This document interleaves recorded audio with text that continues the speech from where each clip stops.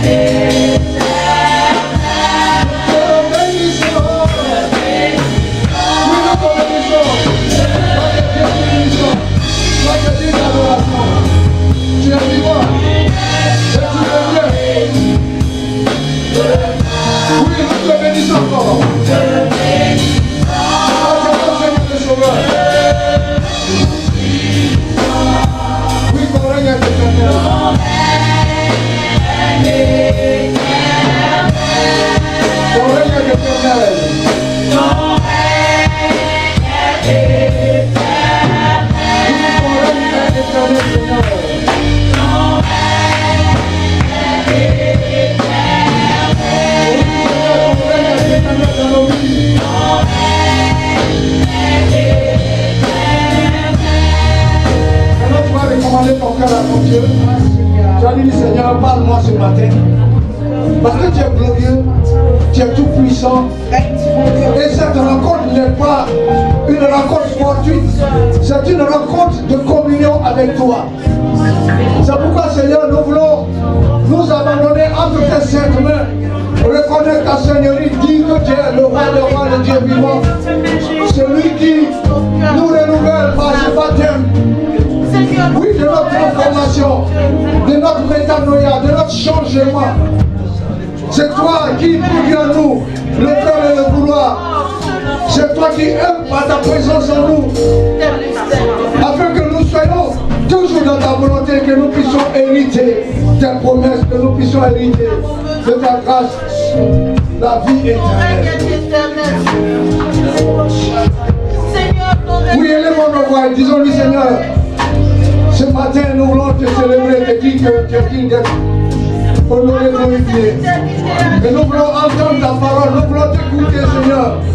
Nous voulons nous disposer, Seigneur, à t'écouter et glorifier ton merveilleux nom. Merci. Merci pour ta présence. Que toute la gloire, Seigneur, te revienne. Au nom de Jésus-Christ. Amis chrétiens, beaucoup d'entre nous ne réalisent pas que nous sommes sujets à des épreuves, que nous sommes sujets aussi à des attaques diaboliques. Ils ne réalisent pas que ce que nous vivons, c'est la plus difficile vie qu'un homme puisse vivre sur cette terre. Parce que ceux qui sont déjà l'appartenance de Satan, ils fonctionnent pour Satan et ils font les choses pour Satan, donc ils demeurent dans le mal. Ils se voient dans les choses négatives et cela leur fait du bien. Mais nous qui sommes appelés à bâtir le royaume de Dieu, nous qui sommes appelés à construire le royaume de Dieu, il est clair que l'ennemi va encore se tourner contre nous. Amen. Le même qui a été en rébellion contre Dieu. Vous savez, avant la création que nous connaissons, la création humaine, nous savons qu'il a existé l'antécréation, la création avant, qui était la création des anges. Souvent on n'en parle pas, non? Parce qu'eux, ils étaient auprès de Dieu là-bas. Amen. La Bible ne nous dit pas qu'ils ont été créés après nous. Amen. Mais la Bible nous dit qu'ils étaient auprès de Dieu. Amen. Ça veut dire qu'ils servaient Dieu. Et lorsque Dieu nous crée, et qu'eux rentrent dans la rébellion, le Seigneur, la Bible dit qu'il a été projeté avec ses suppôts, avec les voyous qui étaient avec lui, ils ont été projetés sur la terre. Amen. Donc, nous qui sommes appelés à bâtir le royaume de Dieu, parce que le Seigneur nous a créés à son image, à sa ressemblance, pour que que nous puissions bâtir le royaume de Dieu, nous qui sommes appelés à faire cela, forcément, il va venir aussi, comme il s'est rébellé de l'autre côté, il s'est rébellé, il va venir aussi faire en sorte que nous aussi on se rébelle. Amen. Pour qu'ensemble on forme un clan avec lui. C'est ce qu'il recherche. Et si on forme un clan avec lui, on se retrouve quelque part. On meurt avec lui. On meurt avec lui. Merci maman. Les mamans, vraiment, soyez bénis. Alléluia. Et donc, notre vie va être celle qui va être attaquée en permanence. Selon ceux qui sont déjà pourris là, ceux-là, ils ne se fatiguent plus. C'est avec nous qui va redoubler de ruse, d'ardeur, qui va mettre toute sa stratégie en place pour nous tromper. Amen. Nous allons aborder la question sur laquelle nous avons, depuis un moment, nous sommes en train de discuter, c'est la famille. Amen. Et aujourd'hui, on va jouer sur la loi des contraires. Lis la parole de Dieu dans le livre de 1 Timothée, chapitre 5, verset 8. Il est écrit: si quelqu'un n'a pas soin des siens, et principalement de ceux de sa famille, il a renié la foi, et il est pire qu'un infidèle. Amen. Amen. Dans une autre version, je vous lis cela. Si quelqu'un ne prend pas soin des siens, et en particulier des membres de sa famille proche, il a renié la foi et il est pire qu'un non-croyant. Amen. Aujourd'hui, là, c'est ce verset-là qui va vraiment focaliser notre attention. Et j'ai dit qu'on va le faire sous forme d'échange. Si quelqu'un ne prend pas soin des siens, et dans ma version on dit, s'il ne prend pas soin de sa famille proche, il a renié la foi. Et il est pire qu'un non-croyant ou qu'un infidèle. Alléluia. Comment on comprend ça? Amen. Au lieu que le pasteur chaque fois vous explique, là c'est qu'on vient de lire. On doit pouvoir dire comment on comprend cela. Dans la première version, on dit s'il ne prend pas soin de sa famille. Dans ce que je viens de lire, on dit de sa famille proche. Donc, famille proche, il faut attendre papa, maman, les enfants, mais aussi même les ascendants qui sont juste nos parents, les parents des parents. Amen, les grands-pères de nos enfants. Amen. Que nous devons prendre soin de ceux-là. Si nous ne le faisons pas, alors nous avons renié la foi. Wow. Amen. C'est fort quand même. Hein? C'est fort. C'est fort. Amen. Et on est pire qu'un incroyant. Maman. Oh. Pire que quelqu'un qui ne croit pas. Je parlais des gens qui sont déjà dans le camp de Satan. Et nous, on peut loger à ce lieu. Amen. Le Seigneur Jésus, pendant son ministère, quand il avait commencé, la Bible nous enseigne qu'il était quelque part en train de travailler. Et quelqu'un vient lui dire, mais tes frères et tes soeurs te cherchent, ta mère et tes frères te cherchent. Amen. Il dit, mais qui sont ceux qui sont ma famille? Faisant allusion donc, il dit, c'est ceux qui sont de la maison de mon Père. Amen. Nous sommes tous, autant que nous sommes ici. Et le message que nous avons reçu s'adresse aux chrétiens. Parce que si on parle de reniement de la foi, ça veut dire que ce sont des personnes déjà qui ont reçu la foi. Amen. Amen. Donc, c'est vrai que quand vous remontez depuis le texte au début, vous comprenez qu'on parle des assemblées chrétiennes, etc. Mais ce passage est tellement profond parce qu'on parle de famille. Donc si nous sommes chrétiens, nous devons veiller à faire en sorte que notre famille soit impactée, comme on l'a dit depuis, impactée déjà par la vie que nous avons reçue. Amen. Par la vie dans le Seigneur que nous avons reçue. Il faut qu'on voit en nous, puisque dans le livre de Luc au chapitre 17, la Bible dit malheur à celui par qui le malheur arrive. Un scandale, celui qui scandalise les autres. Si tu as la vie, tu dis que tu as la vie chrétienne et que tu scandalises plutôt les autres, quand je dis les siens, ça veut dire que papa, maman sont concernés, mais les enfants aussi sont concernés. Amen. La Bible dit que les parents doivent veiller, prendre soin des siens. Ça comprend plusieurs aspects. D'accord? Il y a l'aspect moral, il y a l'aspect spirituel. Suivez-moi bien. Tout à l'heure, quand je parlais aux jeunes, j'ai dit, vous-même, vous pouvez influencer vos parents. Un enfant peut recevoir même le Seigneur plus que ses parents. Et apporter le Seigneur à ses parents. Alléluia. Il est clair que la Bible nous enseigne que ce n'est pas parce que nous sommes chrétiens que nous n'allons pas rencontrer l'adversité. Ce n'est pas parce que nous sommes chrétiens que nous n'allons pas rencontrer des épreuves. Mais faisons en sorte de ne pas scandaliser. Ayons le souci d'être toujours intelligent dans chaque situation. D'avoir le souci d'avoir de la sagesse dans chaque situation. Prendre soin, c'est vraiment tenir compte, même dans son langage, de ce que l'autre peut ressentir. C'est beaucoup d'aspects qui doivent nous amener, à cause de l'amour qu'on a, qui doivent nous amener, n'est-ce pas, à toujours être, n'est-ce pas, positifs les uns envers les autres. La fraternité qu'on entretient ici, ce n'est pas pour former des clans. Ce n'est pas pour se lancer des invectives. Ce n'est pas pour se vilipender. Ce n'est pas pour au sortir d'ici commencer à appeler, tu vois, le pasteur lui-même là. Tu n'as pas vu, il était comme ci, comme ça. Ce n'est pas de ça que tu as besoin.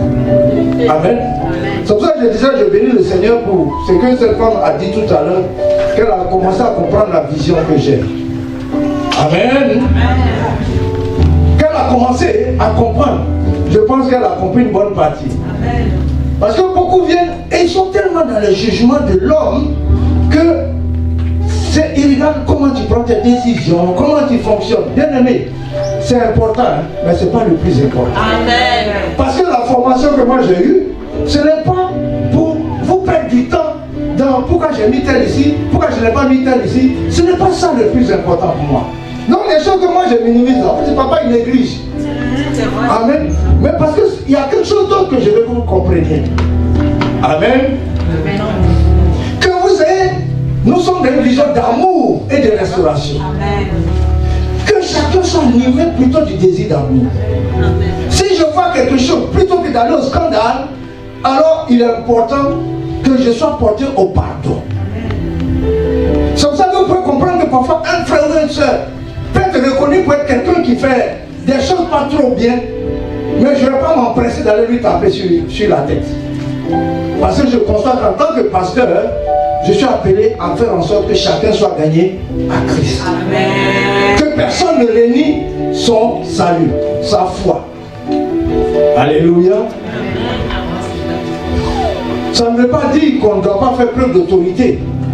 Mais la meilleure autorité qui vaille, que le Seigneur nous a manifesté, c'est que nous puissions donner réellement de l'amour. Amen. Amen. Prendre soin, c'est le rôle du pasteur, c'est le rôle de la prophétesse, c'est le rôle des dirigeants d'une communauté. Amen. Mais c'est aussi le rôle de chaque membre de la communauté. Amen. Amen. Parce que Dieu, il est fin dans ce qu'il fait, parce qu'il est la sagesse infinie. Alléluia. Si on veut vous parler de la notion d'autorité, Dieu donne l'autorité aux dirigeants pour conduire. Amen. Et il travaille à permettre que par cette autorité, la conduite soit bonne. Que les uns et les autres atteignent l'objectif pour lequel on est rassemblés.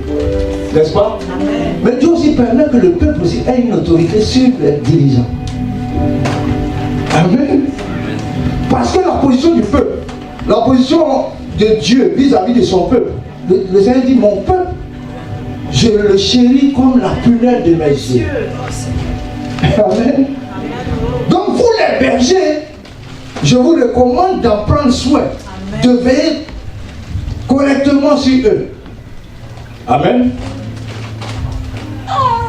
Donc, le dirigeant aussi est obligé de faire face à cette autorité et d'adopter, à cause du Dieu qu'il sert, d'adopter une attitude, n'est-ce pas, de respect permanent, une attitude d'amour permanent vis-à-vis du peuple, n'est-ce pas, que le Seigneur a mis devant lui.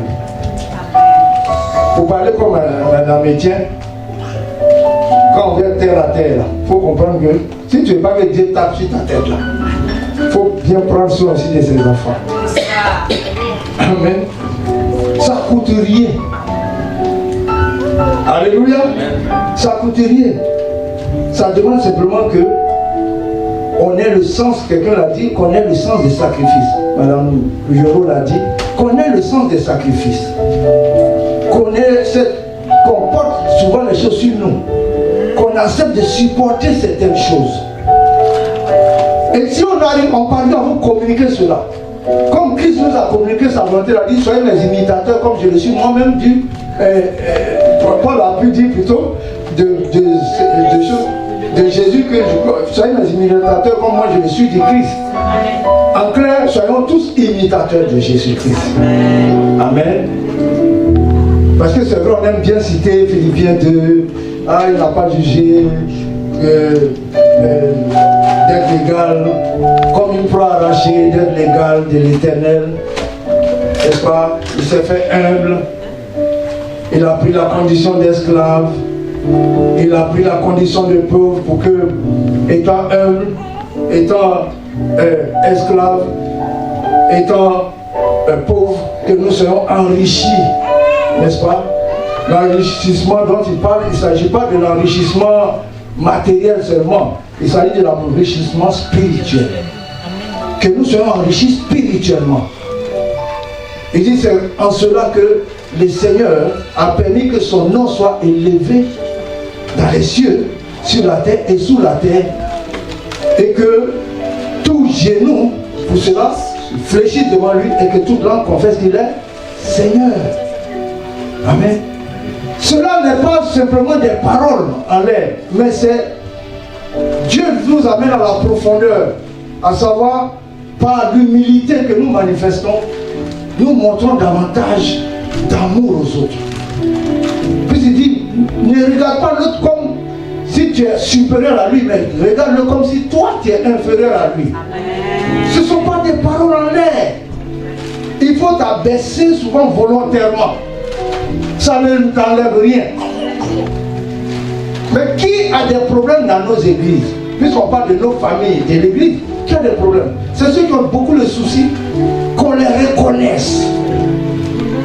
Amen. Quel est l'intérêt qu'on te reconnaisse au milieu d'un peuple, qu'on reconnaisse que c'est toi qui es plus grand? Que quand on va nommer des postes, que ce soit toi qui sois d'abord avant les autres. Ça. Oh, Jésus. Amen. Ce n'est même pas ma vision. Vraiment, excusez-moi. Je disais à une soeur avant, église là, c'est pas le premier arrivé qui a le premier poste. Je lui ai dit ça, dit, ah papa, non, on était là avant. J'ai dit, ma soeur, c'est pas le premier arrivé. C'est on voit en toi ce que tu peux faire. Parfois, mais ce n'est même pas le meilleur, c'est pas celui qui parle mieux de la Bible. Amen. Amen. Dieu inspire ses serviteurs qui pour choisir quelqu'un comme ça, comme Jésus, parce qu'on ne regarde pas les exemples. Jésus n'est pas venu prendre tout de suite des docteurs en économie, des docteurs en droit, des choses pour le suivre. Pourtant, il a passé toute une heure, toute une nuit dans la prière pour aller sélectionner ses apôtres. Mais les personnes qu'il a choisies, c'est des pécheurs pour certains. Tout le monde connaît l'histoire de Pierre. Pierre et son frère. Pierre et son frère André. Amen. Amen. Ils étaient des pécheurs. Ils venaient. Je vais faire de vous des pécheurs d'hommes. C'est une erreur. C'est pour ça que je dis, lisons toujours les Écritures. Ce n'est pas les plus brillants qui parlent très bien là. Ce n'est pas ceux-là que Dieu choisit toujours pour mettre dedans. Peuple de retenons cela. Ce n'est pas non plus parce que c'est toi qui donnes beaucoup dans l'église. Amen, c'est vrai. Amen. Je vous dis la vérité. Si c'est par rapport à ce que tu donnes, moi je vous dis aujourd'hui ici, que moi je n'en tiens même pas compte. Alléluia. Moi, mon nom, ma gloire, je n'en tiens pas compte. Pourtant, je suis reconnaissant. Amen. Mais je dis que je ne te regarde pas parce que tu as donné beaucoup. Il y a des gens qui m'ont donné et puis ils ont vu que je n'ai pas fait de nomination, je n'ai pas fait ceci, cela. Si tu fais ça parce que tu veux me flatter là, tu ne peux pas. Amen. Parce que ce n'est même pas dans ma vision. Vision dans laquelle Dieu m'a donné. Il dit, communique l'amour à mes enfants. Amen. Aide-les à gagner le salut. Amen.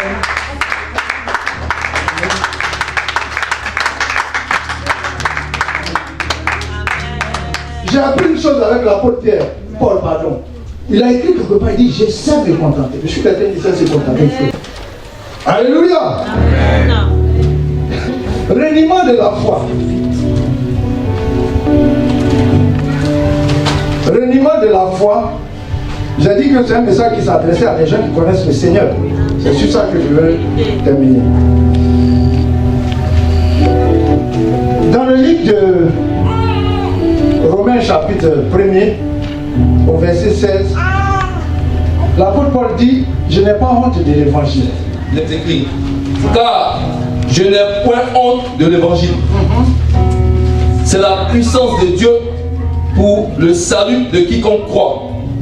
Du juif, premièrement, puis du grec. Amen. Amen. Pourquoi nous avons lu ce passage?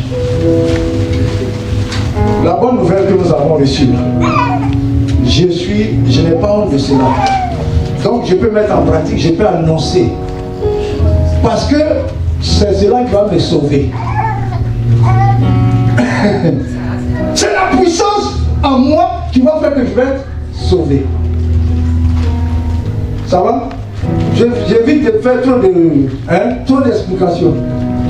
Je n'ai pas honte de la nouvelle que Dieu m'a donnée, Christ m'a donnée, parce que je sais que c'est la puissance, c'est ce qui va agir en moi, c'est ce qui permet moi d'impacter le monde, parce que du fait que j'ai cru, cela va m'être imputé au salut. C'est-à-dire que je recevrai mon salut parce que la puissance de l'évangile va se manifester au travers de ma personne. Amen. Amen. Donc tout le reste là qu'on fait à côté là, si ça ne comprend pas la puissance de Dieu pour impacter le monde, alors quelque part, je suis en train de régner mon salut. Ça va? Régner là, c'est-à-dire je renonce à ça. Je ne veux pas du salut. Je ne veux pas avoir la vie éternelle parce que certainement je n'ai pas accepté l'évangile. Je n'ai pas accepté que Dieu agisse puissamment en moi pour impacter ce monde. Amen. Or, la façon dont je n'accepte pas cela, c'est quand je ne prends pas soin des miens. Donc, ça c'est la conséquence. Régner la foi, c'est la conséquence de négliger le travail pour lequel Dieu nous a appelés. Ça va? Amen. On dira de moi que je renie ma foi si je ne prends pas soin des miens. Amen. Voilà. Travaille à gagner des âmes. Travaille à faire en sorte que autour de toi, les uns et les autres marchent selon tes voies. Donc là, dans ce contexte, il parle des Grecs parce que dans cette société romaine, il y avait les Juifs, puisque c'était sous l'Empire romain, il y avait donc les Juifs et il y avait les Grecs. La preuve, la Bible à l'origine, a été écrite en hébreu et en grec. Amen. Amen. Donc les Grecs sont des personnes qui ont reçu l'évangile par la suite. Alléluia. Donc quand tu ne prends pas bien soin de ta famille, c'est fort. C'est comme si tu régnais la foi et tu deviens pire qu'un incroyant. Amen. Pourquoi tu deviens pire? Parce que la Bible dit, toi tu as eu la grâce d'avoir la connaissance. Si tu as eu la connaissance que tu n'as pas su l'exploiter, tu n'as pas su en faire bon usage, c'est clair, il est clair que tu deviens pire. Amen. Alléluia. Exactement comme dans Hébreux 6. Vous qui avez reçu le fruit de l'esprit, vous avez reçu la puissance de Dieu pour servir. Il dit, Jésus ne reviendra pas une autre fois pour vous annoncer encore l'évangile. C'est pas ça, Hébreux 6. Il ne reviendra pas encore une autre fois pour se livrer à la croix. Il a fait une fois pour tout ce sacrifice. Donc, combien? 6 combien? 4. Amen. Il est venu pour faire ce sacrifice. Il ne reviendra pas une autre fois. Donc, tout ce qui doit nous intéresser, c'est comment devenir des hommes faits. Pour gagner dans la maturité, là, il faut savoir prendre des coups. Il faut savoir accepter parfois. Souvent même tu finis de faire ton baptême, bien tu finis de faire ton témoignage. Et puis il y a des épreuves qui commencent. Amen. Amen. Et puis, il y a des choses par lesquelles on passe qui sont parfois tellement dures. Maman parlait du témoignage de famille, où des fois il y a des désaccords, il y a des choses qui ne vont pas. Alors que vous êtes censés vous aimer. Amen. Ces choses arrivent. Mais ça ne veut pas dire que ça fait de nous des moins chrétiens. Parce que c'est ça qu'il faut savoir. On ne devient pas moins chrétien parce qu'il y a des adversités.